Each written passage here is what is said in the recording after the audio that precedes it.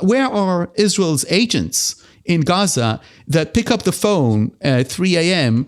and just send the digit 1 through their mobile phone to someone? And that means that their Hamas operative living at the house next to them, their neighbor, left his house at 3 a.m. Israel should have had 5,000 of those. It should have had 10,000 warning lights. This is not Pearl Harbor. Where is the Japanese fleet? It's lost in the Pacific Ocean. This investigation is only the beginning. Everything needs to change and everyone needs to lose their jobs, right? This is the sentiment in Israel.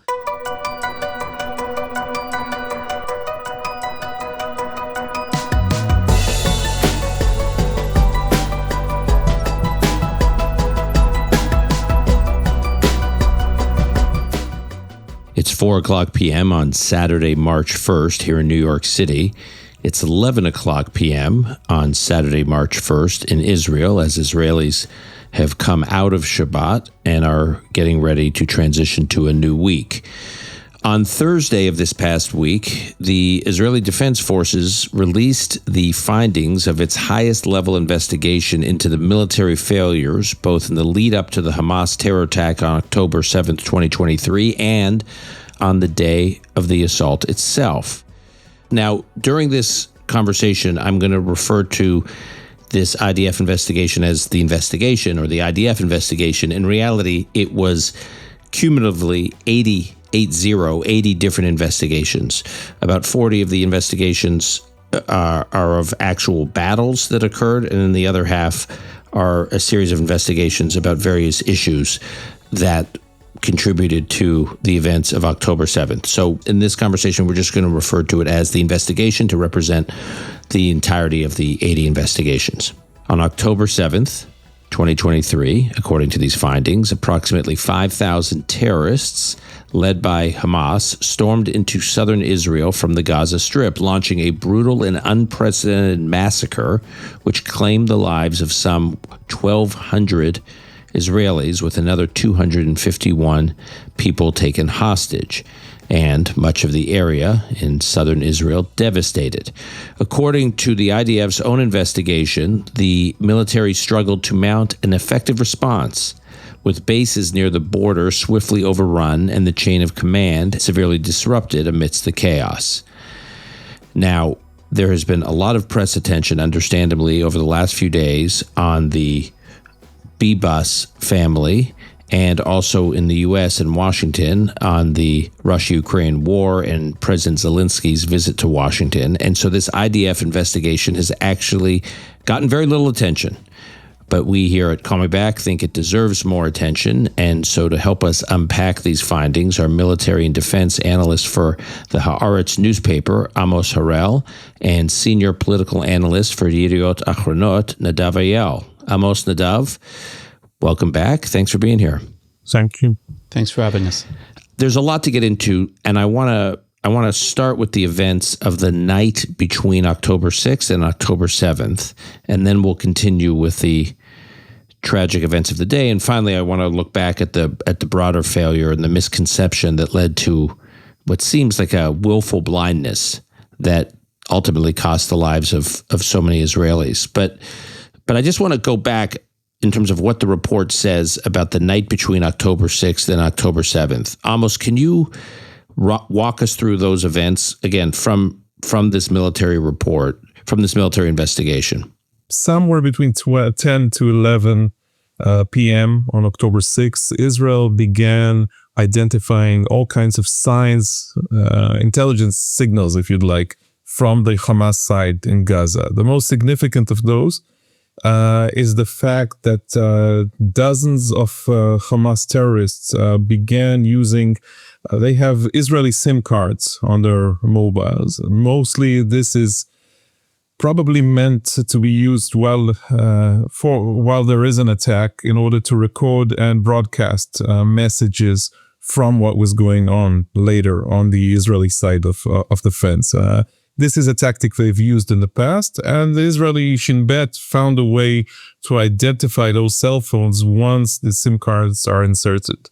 So this was a worrying sign, yet Hamas has done this before, sometimes for military exercises. Later on, there were all kinds of other signs, and not all of these are permitted to be discussed by the Israeli censorship, but there were all kinds of signs, either that senior Hamas members were moving to other places, or that some of Hamas's different units were put on high alert. Because of that, the IDF Southern Command and the Shin Bet Southern Command were both involved. Following this carefully, there were all kinds of theories about what this meant. Gradually, people higher and higher among the military brass were involved. I think the chief of staff, Hazel, was probably woken up somewhere between 3 and 4 a.m. and told about this. There were quite a few discussions in Shin Bet separately, in the IDF separately, and some joint discussions, most of them by phone, where there were all kinds of explanations presented for this. All of the intelligence branches were all practically saying the same thing, that this may be somewhat significant, but this isn't immediate.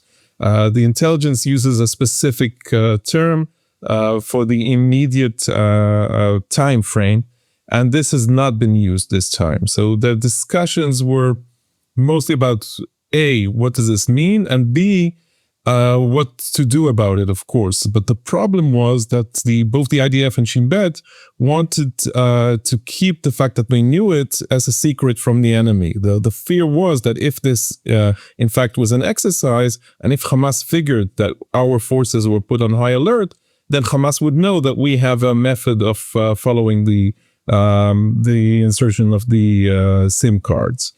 And the final decision, which is of course tragic. Hold on, Amos. Before you get to that, so the Israelis didn't want Hamas to know that they were onto something that was happening.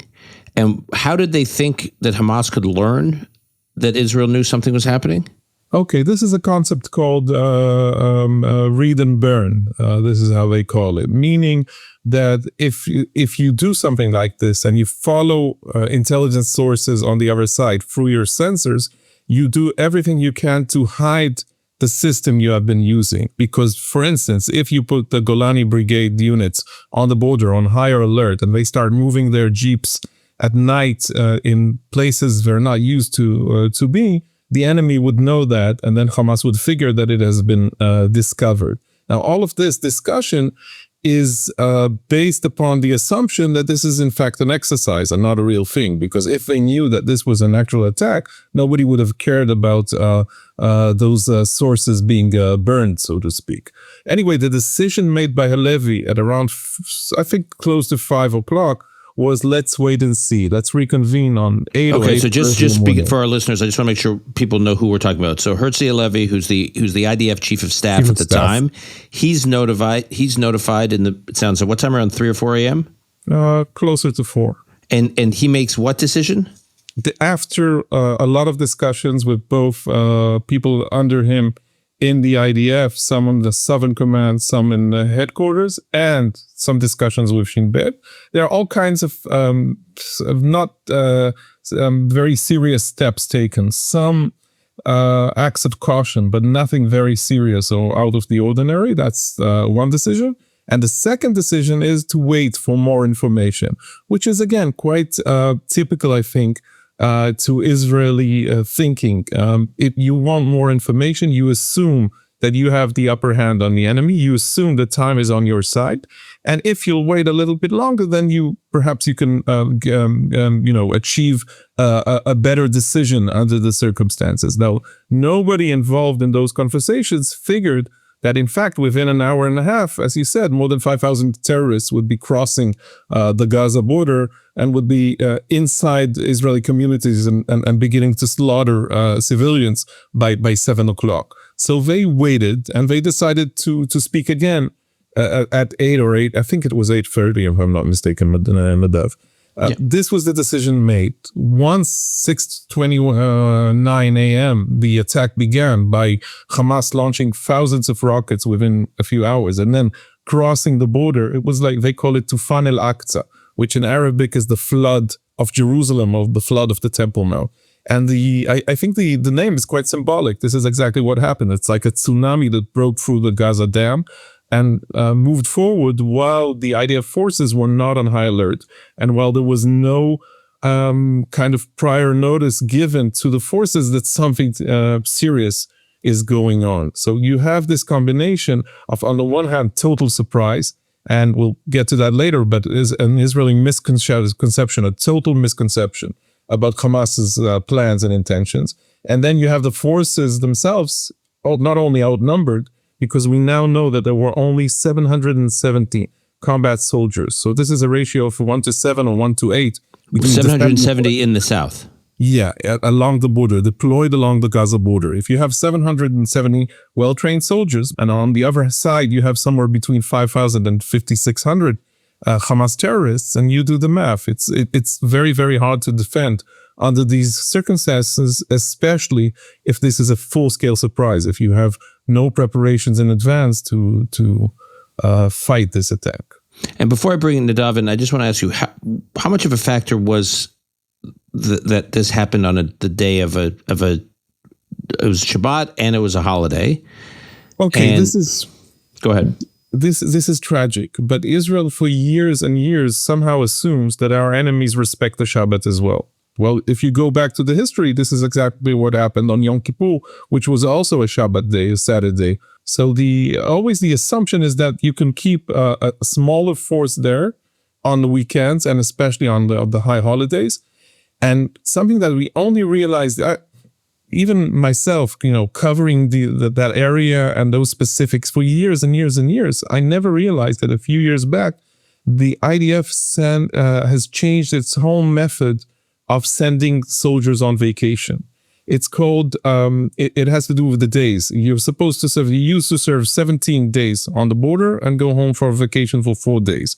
They changed the ratio to 11-3, meaning that soldiers could go back to their families on weekends. But of course, the meaning, what this leads to is that you only have 50% of the force on each weekend, because half of the unit is at home and half is waiting for the next weekend. So the number, instead of having close to 70% of the force, you only have 50%. And that's on top of the army's underestimating the capabilities on the Hamas side, thinking that Gaza was not the most important frontier, that Hezbollah in Lebanon and that situation in the West Bank came first, and that even on regular days, you only had 4 battalions deployed to the Gaza border.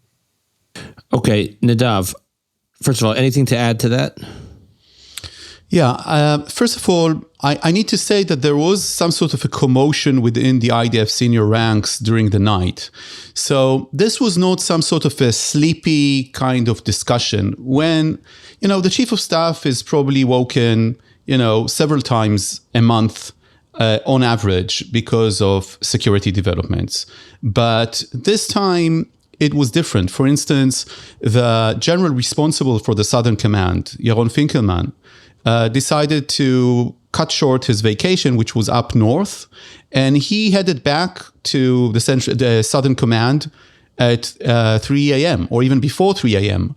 The regiment commanders across the Southern Command were notified of this, development. The entire Southern Command went through a situation assessment, which is a very formal process in the IDF, a situation assessment. It's not just bringing people online, but also preparing for that. You had Herzi Halevi, and this is something that we now know for a fact. When he was woken at night, he said to the person calling him, "Look, it's an update, but I'm already awake. So let's have a conversation in 15 minutes from now." He went to his study and he wrote on a piece of paper some points to himself, preparing himself for an informal situation assessment that was about to happen in 15 minutes. And the headline of this paper, now we know, and it's part of the investigation of the IDF, is, first of all, do not assume this is nothing. This is the first thing that the IDF chief is writing to himself at about 3:30 a.m. First of all, don't assume that this is nothing. But the reason that he didn't connect the dots is, as Amos just said, that the entire conversation within the IDF is under a presumption that this is not immediate, that this is something that might be developing to next week or further down the week. And the commander of the Southern Command, the general responsible for the Southern Command, Finkelman, asks his intelligence officers, his high-ranking intelligence officers, what's happening with the Nukhba, the elite force of the Hamas that's going to invade Israel? It's going to lead the charge. And they say they are in the routine. There's nothing unusual, and they are in routine. And it's such a damning answer, because if you hear this across the IDF, that Hamas is just in a routine process, nothing extraordinary is happening, although we're getting the signals that we can't explain, but no one is moving. No one is moving. Then you can understand a lot about the decisions made by the IDF that night that were, of course, in retrospect, a mistake. But then the question always, when you have these investigations, and this is the question, Dan, is this a mistake that, knowing what they knew at the time, not 2020, hindsight, but at the time, could they made a different decision at the time? Should they have done something differently? Okay. And that's the difference between a mistake and between, something that's much more than a mistake, and being sloppy. And, this is also a matter of fault. When you look at this, just from an army perspective, so when I speak sometimes with former chiefs of staff, Amos speaks with those people more than I do, they're saying, if I would have heard that, I would have put the entire Southern Command on alert. But this is, again, very much in hindsight, and there's always, political rivalries between former generals. I don't know. I don't want to be the judge of that. I can say that the decisions by the IDF chiefs at the time that were, for instance, to order the Air Force to take flights over the Gaza Strip and see if actually they're opening and preparing to launch rockets to Israel, the decision to have more unmanned Air Force vehicles across the Gaza Strip, the decision to notify the regiments across it, the regiment commanders, although not to put it on high alert, the feeling that if they do that, they must risk sources, and there's no reason to do it because it's read and burn kind of a situation, and it's not immediate. All of this could give some sort of an argument that it was reasonable to act the way that they did. But the problem, and that is the conclusion of some of the investigation, is that it was so horrendous, the mistake, for so many years. You cannot correct in 3 hours during the night. And I don't know if, again, I'm not saying that this is the truth of the matter, but I'm saying that this is the argument for the defense of the decisions they made. And I'm not saying I accept everything they're saying in that sense. Nadav, I want to come back to you in a moment about what happened at the IDF base at Nahal-Oz, which you wrote about. But before I do, we're going to be throwing around a lot of language here, a lot of nomenclature about different army divisions and different regiments and different intelligence units and intelligence agencies. Can you just do a quick summary of what the different entities are that are feature most prominently in this report that you guys will be referring to? Not too many, but there's of course, the IDF's headquarters, led by Herzi Halevi, who's the chief of staff. That's in Tel Aviv. You have the Southern Command in Beersheba, led by Yaron Finkelman, the general. That's the commander of all forces deployed in southern Israel, and then therefore deal with what's on the other side of the southern border, which includes the Gaza Strip. Then you have specifically the Gaza Division, which is one layer under the Southern Command, led by a Brigadier General Avi Rosenfeld, who's resigned since then. You also have military intelligence. General Aaron Khalifa resigned as well. And okay, so hold on. So military intelligence, again, just distinct from the Shin Bet, distinct from the Mossad. It is the Israeli military, the IDF's own intelligence body. Intelligence branch. Okay. An important one, a very massive organization by Israeli standards. And again, it's in the Kriya in Tel Aviv. The leadership is there. Okay. And then you have Shin Bet, which is an entirely different organization, our domestic security agency, somewhat similar to the FBI, but with different... or MI5. Yeah, MI5 would be the best comparison. And the reason the Shin Bet is important is because it has intelligence jurisdiction for Gaza. It should also have human agents there. That's what I mean. Yeah. Right. And then where does the Mossad fit into this? The Mossad hardly does. It doesn't have a direct involvement in Hamas or Gaza. It's not part of the picture during that night. And yet it's part of the intelligence community. And of course, it follows both Iran and Hezbollah, which are part of the axis, the Iranian axis. So discussions between Hamas and Iran and Hezbollah, part of this is the Mossad's responsibility. Okay, so Nadav, as I mentioned, you wrote extensively about what happened on the base, on the IDF base at Nahal-Oz. So walk us through from your reporting and based on this investigation, what happened there that day? So first of all, I want to say that this is not my own investigation. These are the details of the report of the IDF according to its own investigation. I did not investigate this independently. I think that the IDF investigation was quite thorough, and I'm saying this after speaking also with independent sources. The story of Nahal-Oz, of the battle in Nahal-Oz, is probably the most difficult battle that the IDF has ever had in terms of the results, in terms of the military failure and the tragedy, and the type of failures that were exposed in Nahal-Oz. The failures are multifold. They begin with the decision to place an army base that was actually defined as an outpost. So when you define in the Israeli army something as an outpost, it means a different build. But they called it an outpost. In actuality, it was just a regular base that they placed 800 meters, much less than a mile, half a mile from the Gaza border.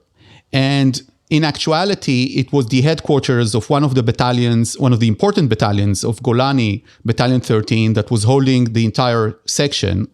But there were a lot of soldiers there that were not trained as fighters to begin with. They were trained to use a rifle if they need to, but they were not trained as fighters. At the morning, you had about 160 soldiers there, many of which are not fighting soldiers. The time of the attack, and this is part of the entire tragedy and failure of the IDF, the time of the attack is a classic time in which in the IDF, it's called dawn alertness. I'm translating from Hebrew. It's the alertness at about 6:30 a.m. Forces that are inside outposts and bases, some of them are supposed to be outside of the base, awaiting a possible attack. And the base itself should be fighting force. Most of the fighting force should be awake at 6:30 alertness. And this was part of the tragedy because, basically, classically, this is the time in which Hamas attacked is exactly the time of the day in which you should be prepared to an attack according to the classic IDF doctrine. Okay. Now, the fact that they placed the base there was only the beginning of the failure. They placed the base there because they were assuming that the Israeli separation between Gaza and Israel, the element that was built, it's a military element that was built to prevent both underneath tunnels and crossing from above, that this So just to be clear, you mean like basically the security barrier, the fence, both has an above ground and beneath the ground to try to prevent tunnel attacks. It's one of Israel's biggest projects in the recent 10 years. I met a Golani regiment commander battalion commander right after 36 hours after October 7, I went down south, and he actually cursed that barrier. He said, if we didn't have this barrier to begin with, we wouldn't have had this false security that led us to the failure. But also, if you look at the situation room in the base, this is where, if there's an attack on the base, there's an infiltration in the base, you need this to keep on working because it has, the communication with the outside world and everything else, they didn't have the proper doors, they didn't have the proper ceiling, they didn't have the proper elements that you would need for a possible attack of an outpost. It was like a regular base. And just as an example, there was only one guard at the entrance of the gate when the attack began at 6:30 a.m. Now, I'm saying only one guard. In a matter of minutes, there were already 3 and more. And this was, as Amos said, it was a flood. And one of the things that Hamas understood, according to the investigation, is that if they come to the base and they manage to cross from the barrier, from the border with Gaza, and get to the gates of that base in a matter of about 15 minutes, the base will be taken. Because the IDF won't have enough time to prepare. And they studied the routine in the base very carefully. And they didn't do that because they had a spy over there. They did that because they were just watching people coming in and out of the base for years.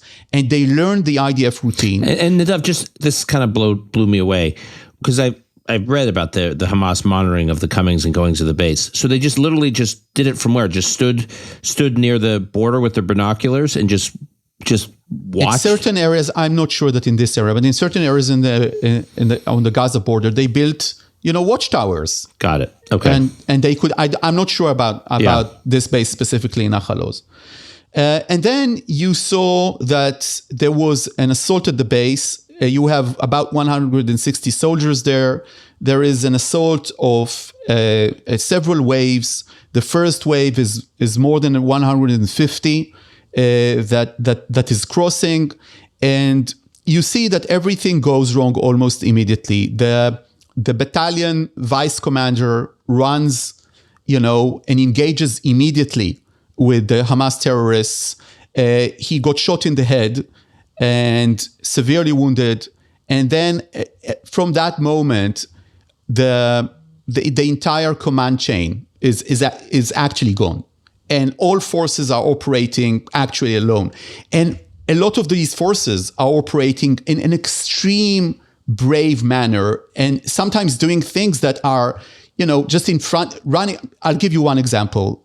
Israel, the person writing this investigation has recommended 2 people to receive Israel's medal of bravery. I'm translating as I go along. In Israel, medals are very rare, unlike in other countries. Receiving a medal in Israel for distinction is extremely rare in the Israeli Defense Forces. They don't hand out medals, for every person, for instance, that was wounded in action. Okay? And this person was a company commander, Shiloh Har-Even.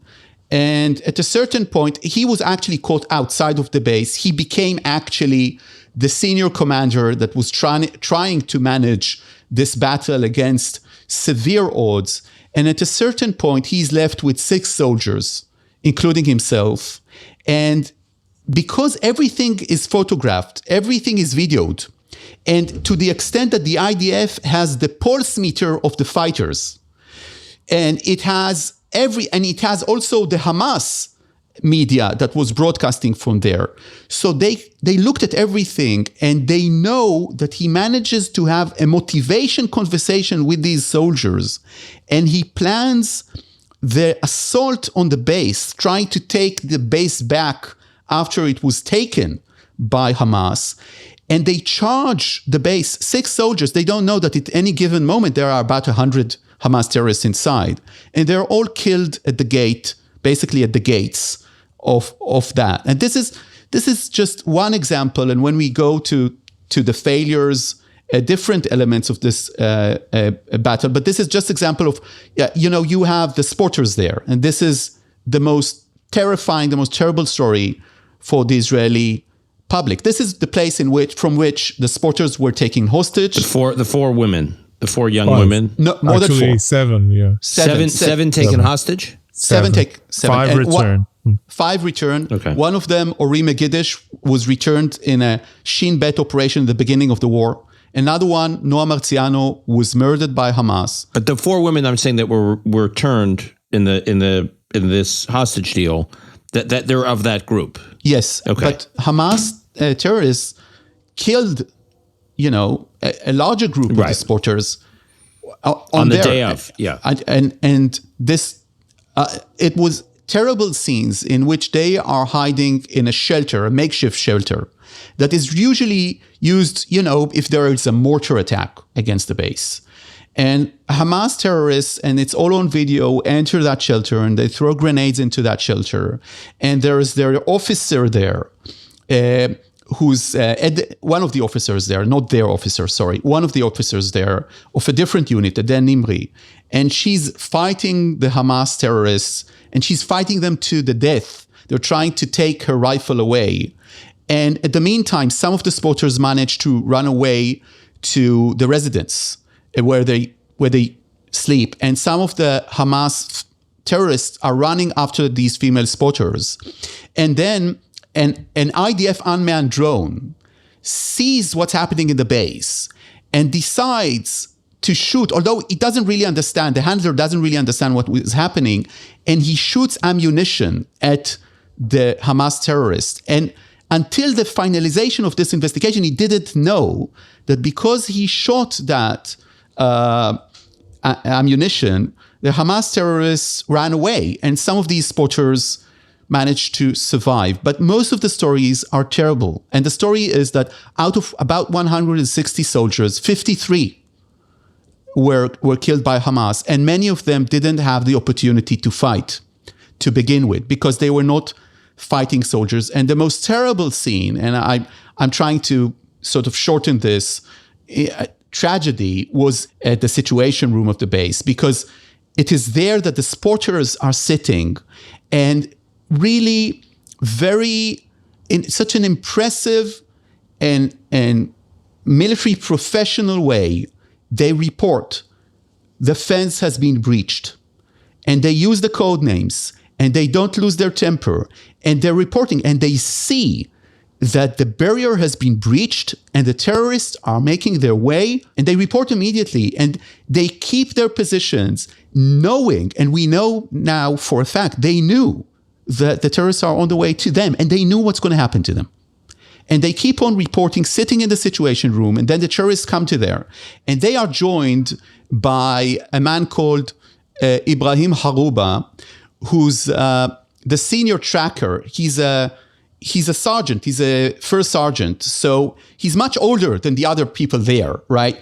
And you have the spotters and some of the officers that are not combat hiding in a room in the headquarters. And just in front of the door, for hours, you have two junior officers of Golani, another fighter soldier of Golani, and Ibrahim Haruba, that tracker, who are conducting a firefight against the Hamas terrorists who are basically trying to break in. And they are fighting almost to the last bullet. At a certain point, Ibrahim Haruba turns to the spotters and turns to his comrades there and says, it has been the honor of my life to serve with you and to serve my country and to serve Israel. And then the Hamas terrorists throw something to set the place in fire. It does. There's a lot of smoke. 3 of those 4 fighters die there. Ibrahim Haruba's body is found by the door. There's a lot of black smoke inside. Some of the officers there manage to break out of the room. They break through a window at the restroom, and they manage to get out with one of the spotter with them, another soldier, and a few officers of the battalion that are non-combat officers. But the spotters, the rest of the spotters are left behind, and they die of smoke inhalation and places burned down. And some of the families are extremely angry at the fact that the officers managed to break out and their daughters remain there behind. They are 19, 20-year-old soldiers. And the IDF investigation to that point, that is extremely, extremely delicate, says basically we're not going to judge them. We're not going to judge their activity at that moment, but it is the principle of the IDF that officers should leave last. This is what it says. Okay, so there is, by the way, these investigations, there is no punishment there. This is not the legal military system, right? The entire idea of the IDF investigations is always tell the truth, and you are defended against, legal actions because we want to learn and study from it. I'm sorry. I know it was a no. It's important. It was a big speech. Yeah. But it was I a want big to speech. but I want to say about this that this is after I said all the bravery acts and everything else. This thing was the most terrible failure of a battle that the IDF has probably ever had, because it was so multifold and over years the failure, and also because there was a fighting force at that base, and it was just overrun. It was held in specific quarters. Again, the IDF investigation says we're not going to judge, soldiers that were put into this, that they didn't have a chain of command anymore, and they were fighting. They were killing terrorists. It was an impossible situation that these young soldiers were put in. Amos, any reaction to this? Yeah, two brief notes. One regarding discipline. It's true that no disciplinary steps have been taken against rank and file, soldiers, junior officers, and so on. But Harel, who would resign next week, has already announced that he's going to resign. I mean, he steps down next week. He's already announced his resignation. So he's going to give his successor, Eyal Zamir, a list of senior officers which he thinks that steps should be taken regarding the rest of their military career. I don't think this would be published or official. I assume Zamir has his own opinions about the performance of these officers, but they are going to talk about it, and there is going to be some kind of a document passed from one chief of staff to another regarding that. Now, one final word about the battle in Nahal-Oz.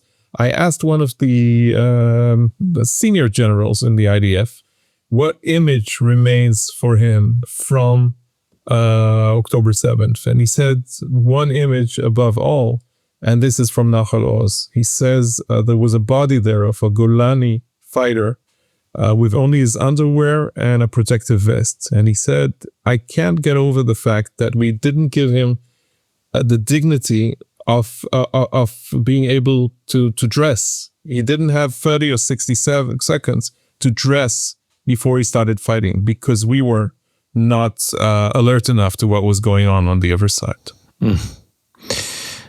Amos, the story of Israeli intelligence, specifically her military intelligence, was one of the, it's one of the most colossal failures of this. What did the finding of the probe reveal that we didn't already know regarding Israeli intelligence? I think this put it more into context than anything else. There are many similarities with our earlier disaster of October 6, 73, and also to some extent with Pearl Harbor and 9/11 as well. A lot of this has to do with misunderstanding the enemy and underestimating enemy's intentions and capabilities. I think, again, I'm generalizing and simplifying, of course, but I think that most of Israel's intelligence community thought of Hamas as the lesser enemy, as a bunch of goons with barefooted goons with AK-47s who are not capable of doing any serious damage. We worried about Hezbollah, we worried about Iran, we kept preparing for a possible strike at Iran and so on, and Hamas was a lesser deal. And even when there were growing signs that Hamas is in fact changing its position, and that Hamas believes that it's possible to hit Israel, do a sort of an Al-Aqsa flood, a tsunami, and actually invade the Gaza division, because this is what happened. Hamas managed to occupy and invade for a few hours the Gaza division and the communities which are part of it. Even when the writing was on the wall, so to speak, when the Hamas's operational plans, what is called the Wall of Jericho, were stolen by Israeli intelligence, we refuse to believe that this is serious. But the same kind of thinking, they are Palestinians, we're not capable of doing something like this. The most that can happen is an incursion. There were more than 100 border crossings that morning. And this is the end result, of course. If you underestimate your enemy, if you are ill-prepared for the challenge, you get hit very badly. I wasn't part of it, though, that there was this concept that Hamas was much more practical, and that it was, in terms of its desire to improve the quality of life for Palestinians in Gaza, and it wasn't looking for to trigger some war that could, result in flattening of Gaza. That they were just trying to kind of keep the status quo intact of what had been. Yes, there are military skirmishes between the IDF and Hamas numerous times, going all the way back to 2005 when Israel pulled out of Gaza. But basically, that as long as Hamas could keep doing what it was doing since it took over from Gaza, it was fine and didn't have grand ambitions. Okay, so this is where the intelligence community meets the politicians. Mostly Netanyahu, because he was in power since 2009, except for a brief time, the Bennett-Lapid government in 21 and 22.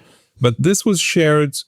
There was almost a consensus there that it starts with the politicians. This whole approach of divide and conquer between the Palestinian Authority in the West Bank and Hamas in Gaza. At some point, Netanyahu began talking, and people like Smotrich began talking of Hamas as an asset to Israel, in fact. There was talk that Hamas was not really a strong enemy, and as long as Hamas maintained control of the Gaza Strip, Israel had an excuse not to deal with the Palestinian Authority in the West Bank. On top of this came the Qatari money later on. So this is, if you'd like, the concept of the context. Much of this lays in the hands of the political. But wasn't Hamas? Right. My understanding is that Hamas was sending messages to the Israeli government that it was looking for calm. So, every now and then, and here comes the intelligence part, the intelligence fiasco, which is that most of the intelligence community, most of the time, believed that, yes, Hamas was torn between its mukawama, resistance ideology to Israel, and its daily, everyday responsibilities to the well-being of 2.2 million residents of Gaza. Now, what we know in retrospect is, of course, that they didn't care about them at all. The proof is in the pudding. We saw what happened later on, and Sinwar knew that this would be the outcome of Hamas's attack, that the Palestinian people would pay a high price for that. But what the generals and the intelligence analysts kept telling themselves and kept telling the politicians, what the politicians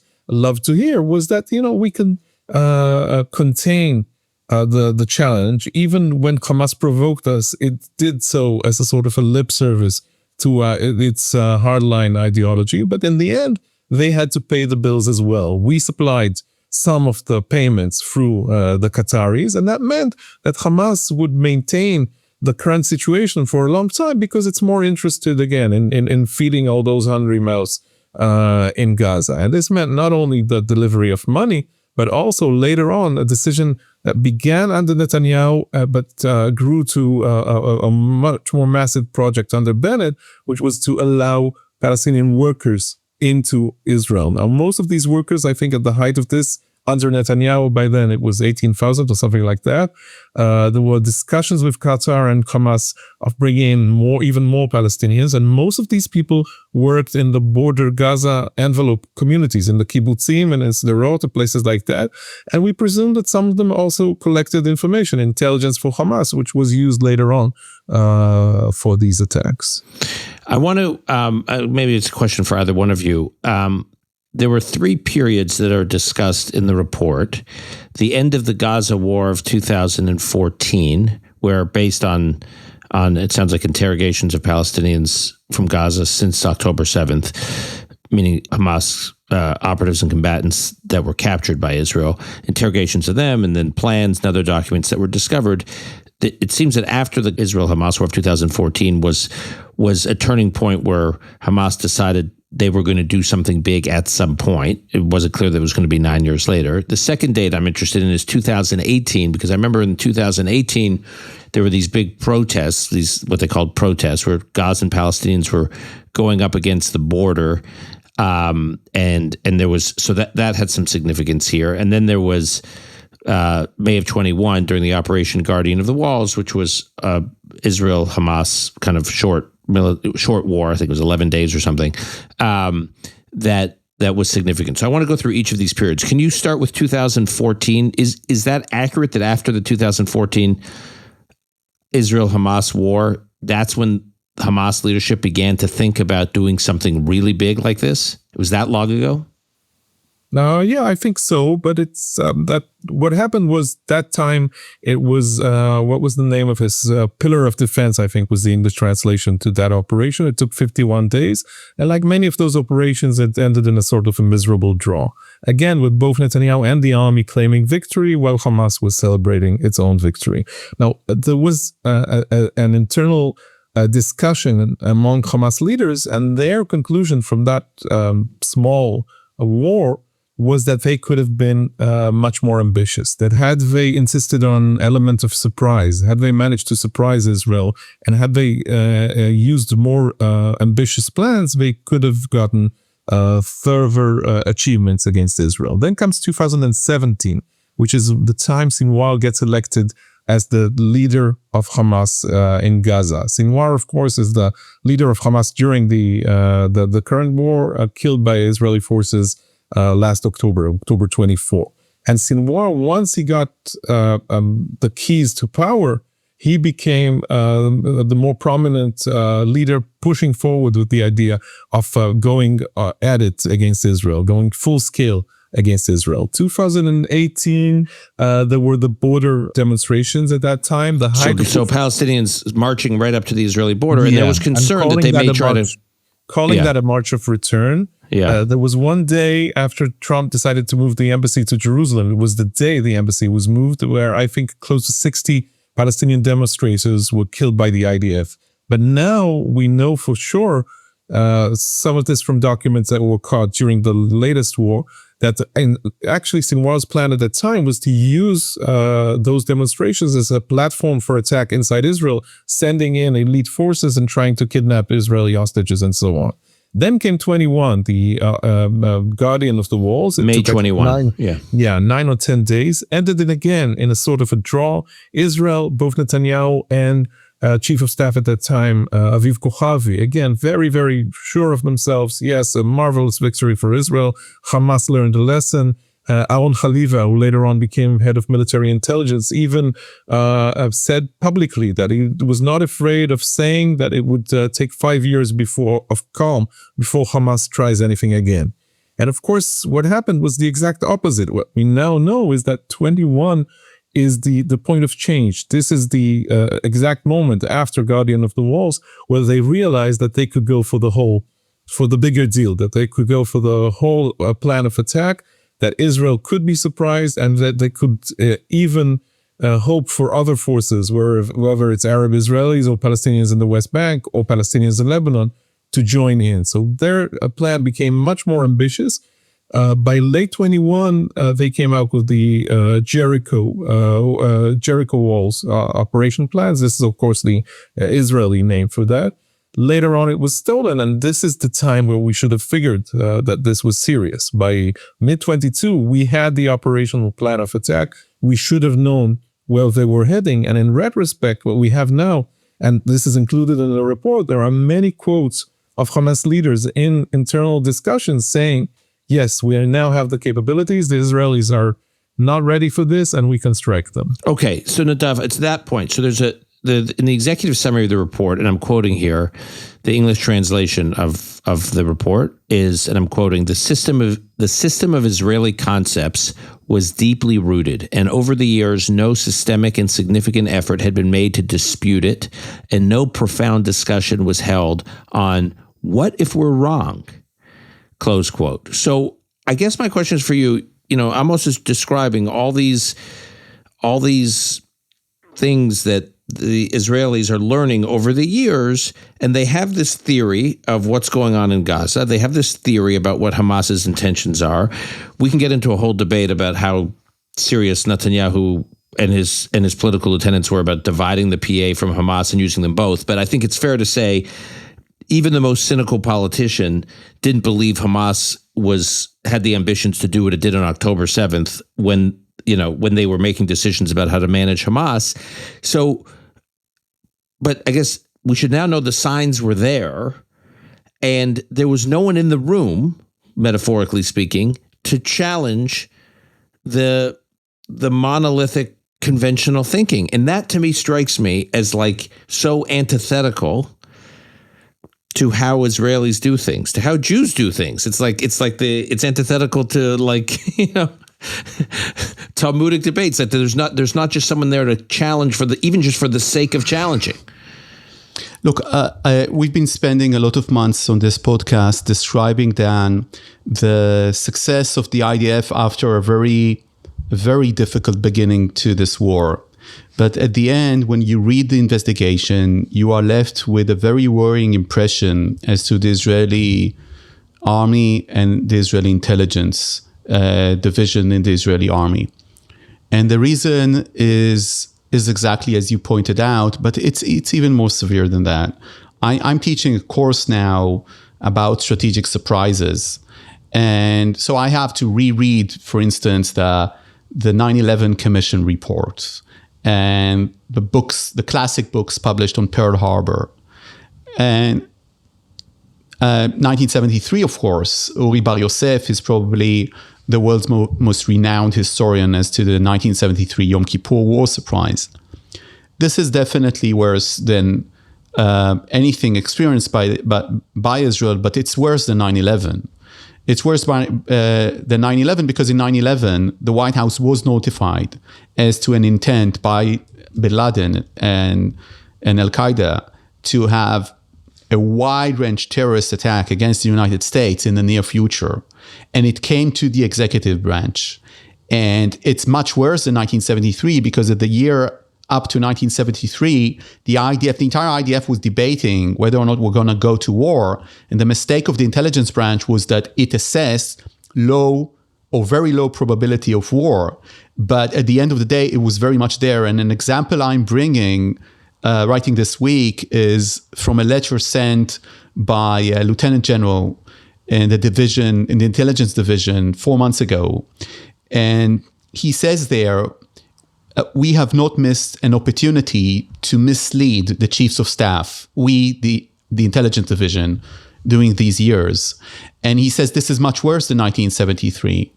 And I'll just give you one example, Dan, why it's worse. Because in 1973, for instance, there was the general commander responsible for the Northern Command, a man called a very important person that would be later probably one of the most successful, if not the most successful head of the Mossad, a man called Yitzhak Chofi.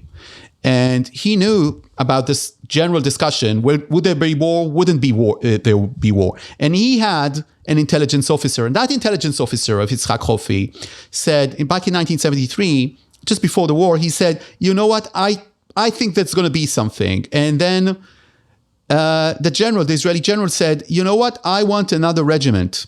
I don't care. I want another regiment to go to the Golan Heights.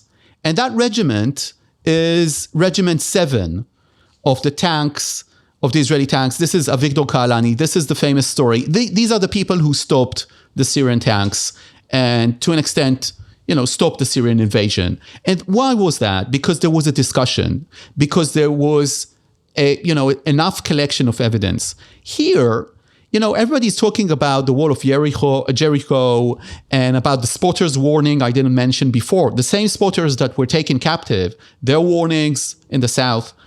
But these are just small, tiny drops in a bucket. And the truth of the matter is that Israel built a multi-billion-dollar intelligence system that was completely blind, not for a year, but for about 10 years or 7 years, as to the not only the intentions of the enemy, but also the preparations and the drills of the enemy, not in Hezbollah in Lebanon, not with the Iranians, but on its own backyard in Gaza, less than 100 miles away from Tel Aviv, in an area that Israel occupied for many years, an area in which much of the population will do everything for $100 a month, which is much more than the average salary. We didn't talk about the Shin Bet's failure. They used to have agents in Gaza. Where are Israel's agents in Gaza that pick up the phone at 3 a.m. and just send the digit 1 through their mobile phone to someone? And that means that they're Hamas operative living at the house next to them, their neighbor left his house at 3 a.m. Israel should have had 5,000 of those. It should have had 10,000 warning lights. This is not Pearl Harbor. Where is the Japanese fleet? It's lost in the Pacific Ocean. This is not 9/11, in which the executive branch didn't know what to do when Richard Clark told them, this is massive, this is going to happen. They didn't know what to do with that, right? What should they have done? They didn't know exactly where this is going to come from. This is a condition in which it blows your mind, and it is so tragic. And it's tragic because of the point that you put down here, that it's because you wrote Startup Nation. That's the reason you're so, sensitive to that point. Within the division branch, there is a code, there is a narrative that says even the corporal, if he thinks that something's wrong, and this is because of 1973, he goes all the way to the commander, the general responsible, and he has the legitimacy to do so. And they enshrine this through the training courses. They might not mean it, as we just discovered, but that you should do that. So this kind of group thinking, this kind of heavy movement, the fact that the IDF moved so slowly that morning, whatever they're saying about the surprise, 7 hours afterwards, for Jewish Israeli mothers to hold the door of their safe room when terrorists are on the other side waiting for the IDF to arrive in Nahal-Oz, and it never arrived. And this is something that this investigation is only the beginning. And this needs to be treated very carefully because everything needs to change and everyone needs to lose their jobs, right? This is the sentiment in Israel. The more you learn about this, the more frustrated you become. And maybe Amos has a different sensation about this. And he's much more professional in the military. He's by the military so many years, criticizing it, covering it. Maybe he has a different perspective on it. But for me, as someone who doesn't do it on a daily kind of basis, the stuff I learned during this process was so disheartening to an extent. And together with all these stories of people who were so well-intentioned, including that night, were willing to do everything, really, to put on high alert, to go and sacrifice their own lives. The number of Israeli high senior officers and officers that died during that day. This is not a matter of people not being brave enough or willing enough to do everything, including waking up at 3 a.m. No, this is a different story. I perfectly agree with what Nadav has said, but I think there's a sort of a dissonance between a lot of what he has described and what you wrote in Startup Nation and other parts or other trends in recent years in the IDF's organizational. So just for people, when you're referring to Startup Nation, you mean everybody's read that. Yeah, thank you for that, Amos. One of the reasons the Israeli startup nation, the tech sector, has thrived is because there's this culture of challenging authority and debating decisions, and we describe in the book. This is the book that Saul Singer and I wrote in 2009. But we attributed much of the success in the Israeli tech sector to a culture that comes out of the IDF that puts such a premium on heated debate. And again, challenging authority and breaking down hierarchy and being able to challenge superiors and supervisors. And so what you're saying, that we just assumed that Startup Nation culture that originated from the military was still there, and it wasn't. And in a way, since history tends to somewhat repeat itself, it's a little bit like the gap between 67 and 73.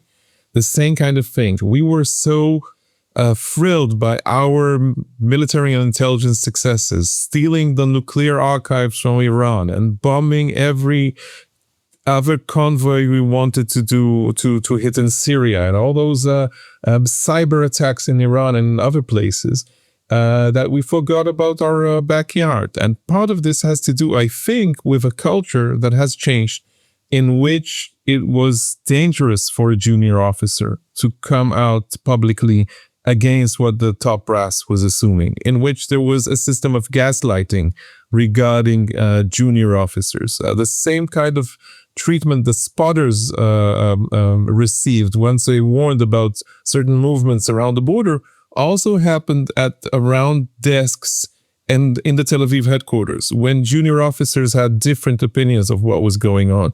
There were many, many of those, mostly from the intelligence community, mostly from Amman, which is as we said, the military intelligence branch. Some of these people, and again, I don't think we have to name names here, but they're pretty, there's quite a large group of those people who were absolutely sure about themselves, that they knew everything regarding Hamas, that they could always second guess what was going to happen, and that they would have enough information at the right time. And the whole system was built on that, because we've mentioned earlier the number of battalions and the numbers of soldiers defending the Gaza border. It was not much higher on the Lebanese border. Actually, more or less the same numbers against a much a more dangerous enemy. Why? Because in both of these cases, both the top brass and to some extent the division commanders assumed that the military intelligence would have it right, that they would give them a 6-hour notice or the 12-hour notice, and that the forces would be deployed and on high alert, and that there would be even enough time to call in the miluim, the reserves, the way we did in different wars and so on. So because of this culture of vanity on the one hand and gaslighting on the other, it was very, very hard to hear other voices. And Nadav has alluded to that earlier. Even from my point of view, as somebody who's written about the army for 3 decades now and has had a critical opinion about the army's performance, it was sometimes very, very hard to make your voice heard, because most of the army and most of the public and most of the Israeli media was by this nonsense of the greatest power in the region, the strongest intelligence community ever, or whatever. There's this old one saying I think should never be repeated. It has to do with the West Bank mostly. But for years and years after the Second Intifada, the assumption, you could hear it from every other commander, this metaphor about the West Bank, saying that once a Palestinian dreamt at night that he was going to stab an Israeli in the morning, then the Shin Bet would appear on his doorstep the next morning and arrest him because he was dreaming of that. You cannot say such things anymore, especially because, as Nadav said, 5,000 people woke up at 3 a.m., said goodbye to their wives, left a note quoting the Quran or something, rode a motorcycle or whatever. There were all of these bleeps, all of those movements on our radars that should have been intercepted and understood, and we failed to understand them completely. Forget about those damn SIEM cards. There were so many other signs that we should have received and intercepted and understood in advance. This is if you'd like, the intelligence fiasco. This is the nutshell of the story.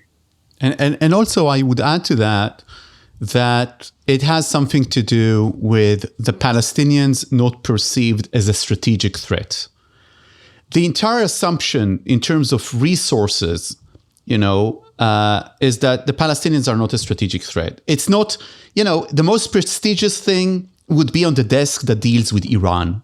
The second most prestigious thing would be on the desk dealing with Hezbollah. And Hamas, we're just mowing the lawn. This is another metaphor that was used. We're going to mow the lawn.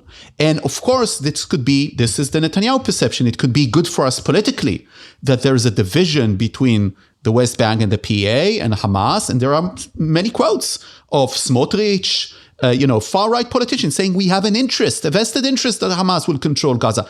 Why would he say that? Not because he wants Hamas to attack Israel. He says that because he thinks that Hamas doesn't have the capability to do so.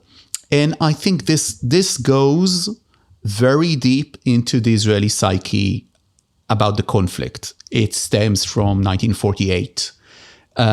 It stems from the fact that the Palestinians were never a strategic threat. And so the assumption is that they could never be. And the fact of the matter is, Bennett, who's a regular in criticizing Netanyahu and the rest. And Naftali Bennett, former prime minister, possibly a future political leader. The expression he used, another metaphor, is that the Palestinians are, a pain. Sharp nail. A sharp nail and a pain in your buttocks, okay? And the idea that you can shrink the conflict that was adopted by Israeli generals. So at the end of the day, one of the things that we have learned through this is that Israel was founded through a civil war. We call it the War of Independence. The Palestinians call it the Nakba. It was a civil war. And that civil war was existential. It was the only really existential threat in the history of Israel. It ended with the Israelis losing 1% of the newly founded state. 1% died in that war. It was Israel's hardest war to date in absolute numbers, not only in relative terms. And now we are remembering again that the Palestinian issue is an existential issue and could be an existential threat to Israel. Look, one of the things that we learned, and the Mossad has still not said anything in that regard, and they should have, and we learned from this investigation, is that Hamas, and we talked about this in your show, Dan, Hamas is sending their emissaries to Beirut, and they're hearing from Hezbollah and from Nasrallah that Nasrallah believes that the annihilation of Israel, the destruction, the physical destruction of this polity is possible. Not only through its crumbling in, destroying itself from within, the cobwebs, the spider's web. No. An invasion. And, the Israeli intelligence division doesn't know about it. The Mossad doesn't know about it. And the Mossad should know about it to an extent. So, this brings about a very Spartan mode of thinking in Israel. Israel will be less of an Athens and more of a Sparta in the coming years. To an extent, it's unfortunate. But people in Israel feel that it's very necessary to survive. Nadav, a lot has been written and said about the failure, so far at least, the absence of an independent commission of inquiry by the government. What can you just distinguish? I think it's important for people to understand the distinguish between this IDF investigation and then a formal government commission of inquiry. Why is what we're discussing today important and necessary but not sufficient? This is an internal investigation of the IDF. It's mostly its purpose is to study from the events. This is the purpose of internal investigations with the IDF, and soldiers and officers are told, tell us the truth and you'll be protected from legal action. It's not about this. It's about studying from these elements, and the principle of telling the truth in the internal IDF investigation is sacrament in the IDF. I'm not sure that it's being upheld every time, but let's say it's supposed to be sacrament. Now, a national state commission of inquiry is a legal tool that Israel used, for instance, after 1973, during the 1982 Lebanon War, after the massacre by the Christian Falangot in Sabra and Shatila, and many other times. Now, this commission of inquiry is independent in the sense that it is the Chief Justice that nominates a Supreme Court judge, or a former judge, to hold that, to lead the inquiry. Its members are not nominated by the government or by the Knesset, so the coalition has nothing to do with it. And of course, you can't lie to them because you're under oath and you risk perjury. And that commission, according to Israeli law, Israeli precedent, if it says that you failed so much in your job as a politician that you can't be allowed to serve in that position anymore, the Israeli Supreme Court has held that this means that you can't be, for instance, Ariel Sharon. He was kicked out as a defense minister after Sabra and Shatila in 1982. The state commission said, he needs to be kicked out. And then he couldn't be nominated to any position as a defense minister until he was elected prime minister. And that's just one example. And the reason Netanyahu resists this idea is because Netanyahu, unlike previous Israeli politicians and prime ministers, is a traditionalist. He rejects every suggestion, opportunity, or disaster in order to form a national commission of inquiry. He didn't have one. He has been the longest reigning prime minister in the history of Israel. He didn't have one national state commission because he knows that he will be investigated and he knows he has no leverage. That's the truth.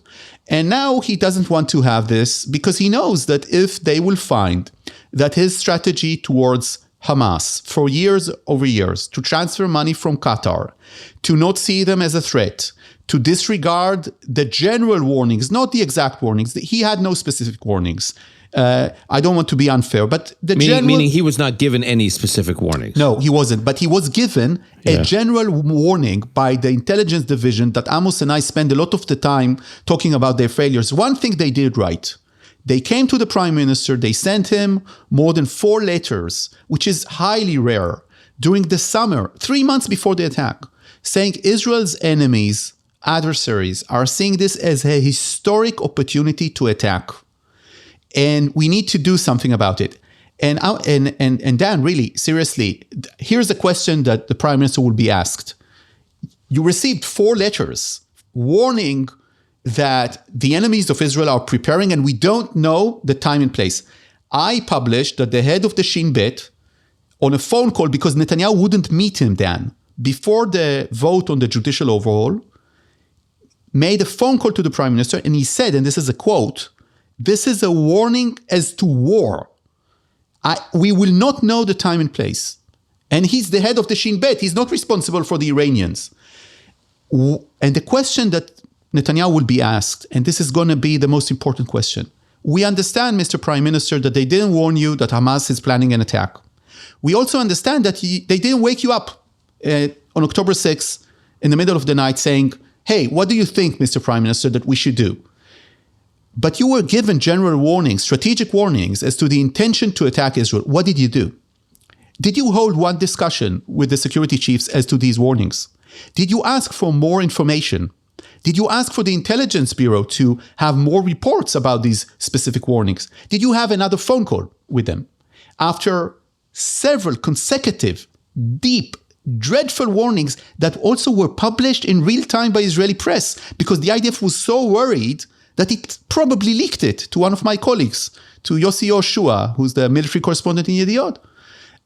And then some of it appeared with Amos in Haaretz too. So if you heard all of this, what did you do, Mr. Prime Minister? Do you think that a prime minister in Israel that receives these kind of warnings can do nothing with this? And this question that the prime minister is going to be asked if there will be a national state commission is exactly the reason right now the position of Netanyahu and the Likud is that they don't want a national state commission. How do you respond to the argument that it would be a mistake to conduct this investigation while the war is still being waged? I agree with you that this kind of inquiry needs to happen, but what about this is a difficult thing to do in the midst of a war? Now, the war may be winding down for all we know, but I'm saying, and assuming that's the case, then you could make the argument that, immediately upon the quote unquote end of the war, although maybe it's not winding down actually. How do you respond to that? Israel is at war since 1948. It never stopped us from making these kind of internal national investigations. Well, but when the commission was done after the Yom Kippur War in 73, the 73 war was over, and then it was a commission of inquiry about the war. Let me tell you about what happened in Israel's political and military culture since 73. In 73, there was a state commission. The state commission basically blamed the army, and the politicians are off the hook. So let me tell you what happened, Dan. The chief of staff resigned, David Elazar was an excellent chief of staff. And many people think that he was wronged by the commission report. He resigned. His letter of resignation is so bitter. It's obvious that he's writing there that he shouldn't have resigned, basically. The general responsible for the Southern Command, Shmuel Gonen Gorodish, also had to resign and walk very bitterly. He basically escaped to Africa. The head of the intelligence branch, Eli Zeira, still says that he wasn't that wrong, okay? Look at the difference between the IDF today. The chief of staff almost immediately made sure that everybody knows that he's not going to finish his term. He takes full responsibility. The general responsible for the Southern Command has resigned. The general responsible for the intelligence was the first to resign, Aaron Khalifa. The person responsible for the A200 unit also resigned. I can go on. They assumed responsibility, and in the political field, Golda Meir, that was put off the hook and won an election, Dan, after 1973, Yeah. with a tremendous majority, resigned because she took responsibility after winning an election, after failure. So look at the difference. This is what happened to Israel. This is for your next book about the startup nation. You know, the culture inside the Israeli military of accountability to an extent improved. I'm not saying that it improved, but to an extent improved. The culture of accountability and responsibility in the public sphere improved. Israel's health improved. Israel's, tech, industry, everything improved. Israel's political culture has deteriorated substantially. Because look at what the 1973 people did.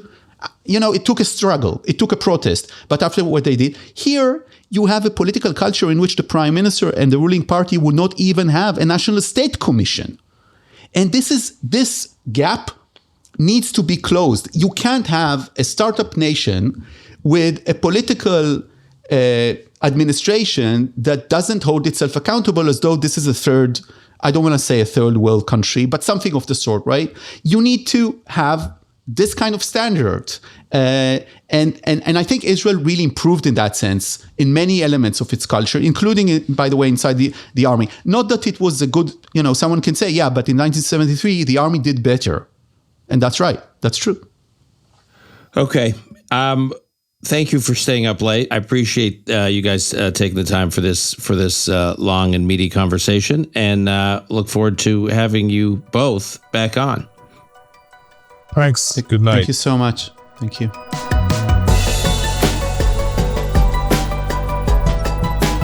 That's our show for today. Before we go, I just wanted to announce that Yardena Schwartz will be joining the ARC Media family and the Call Me Back team. She will be our executive editor.